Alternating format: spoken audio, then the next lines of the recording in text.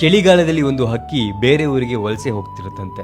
ದಾರಿಯಲ್ಲಿ ಅದು ಹಾರ್ಕೊಂಡು ಹೋಗುವಾಗ ಎಷ್ಟು ಚಳಿ ಇತ್ತು ಅಂದ್ರೆ ಆ ಚಳಿಗೆ ಆ ಹಕ್ಕಿ ಕಂಪ್ಲೀಟ್ ಆಗಿ ಫ್ರೀಸ್ ಆಗಿ ಕೆಳಗೆ ಬಿದ್ದ್ಬಿಡುತ್ತಂತೆ. ವಿಪರೀತವಾದ ಚಳಿಗೆ ಆ ಹಕ್ಕಿ ಕೆಳಗೆ ಬಿದ್ದು ನಡುಕ್ತಿರ್ಬೇಕಾದ್ರೆ ಅದೇ ದಾರಿಯಲ್ಲಿ ಹೋಗ್ತಿದ್ದಂತ ಒಂದು ಹಸು ಆ ಹಕ್ಕಿಯ ಮೇಲೆ ಸಗಣಿ ಹಾಕುತ್ತಂತೆ. ಆ ಸಗಣಿ ಬಹಳ ಬೆಚ್ಚಗಿರುತ್ತೆ. ಆ ಹಕ್ಕಿಗೆ ಬಹಳ ಖುಷಿ ಆಗುತ್ತೆ. ಆ ಖುಷಿಗೆ ಆ ಹಕ್ಕಿ ಹಾಡೋದಕ್ಕೆ ಶುರು ಮಾಡುತ್ತೆ. ಅದೇ ದಾರಿಯಲ್ಲಿ ಹೋಗ್ತಿದ್ದಂತ ಒಂದು ಬೆಕ್ಕು ಈ ಹಕ್ಕಿಯ ಹಾಡನ್ನ ಕೇಳುತ್ತಂತೆ. ತಕ್ಷಣ ಅದು ಬಂದು ಆ ಹಕ್ಕಿಯನ್ನ ಸಗಣಿಯಿಂದ ಹೊರಗೆ ತೆಗೆದು ಆ ಹಕ್ಕಿಯನ್ನ ಸಾಯಿಸಿ ತಿಂದು ಹಾಕ್ಬಿಡುತ್ತಂತೆ. So moral of the story ಏನು ಅಂದ್ರೆ, ಜೀವನದಲ್ಲಿ ನಿಮ್ಮ ಮೇಲೆ ಸಗಣಿ ಹಾಕೋರೆಲ್ಲರೂ ಕೂಡ ನಿಮ್ಮ ಶತ್ರುಗಳಲ್ಲ. ಅದೇ ತರ ನಿಮ್ಮನ್ನ ಸಗಣಿಯಿಂದ ಹೊರಗೆ ತೆಗೆಯೋರೆಲ್ಲರೂ ಕೂಡ ನಿಮ್ಮ ಮಿತ್ರರು ಕೂಡ ಅಲ್ಲ. ಅಂಡ್ ಬಹಳ ಮುಖ್ಯವಾಗಿ ಜೀವನದಲ್ಲಿ ನಾವು ಕಷ್ಟದಲ್ಲಿದ್ದಾಗ, ಕೆಳಗೆ ಬಿದ್ದಿದ್ದಾಗ, ಸಗಣಿಲಿ ಬಿದ್ದಿದ್ದಾಗ ನಮ್ಮ ಬಾಯಿನ ಮುಚ್ಕೊಂಡಿರ್ಬೇಕಂತೆ. ಎಷ್ಟು ನಿಜ ಅಲ್ವಾ?